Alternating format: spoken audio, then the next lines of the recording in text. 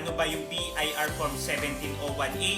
Yan yung annual income tax return ng mga individual na naka 8% income tax rate option or naka-optional standard deduction. At pag nakalimutan mo mag-file ng ITR mo, syempre meron yung penalty. Bukod sa penalty mo, hassle pa siya dahil kay BIR office mo pa ipapakompute yung penalty na yon at babayaran mo sa BIR Authorized Agent Bank.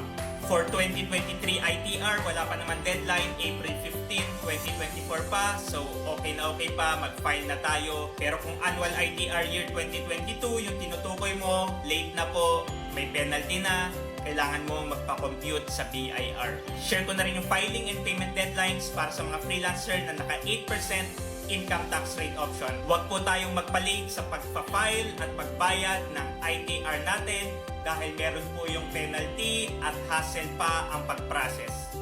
You are a freelancer at meron kang concern or question regarding freelancers BIR registration and freelancers tax compliance, comment mo lang yan at sasagutin ko yan.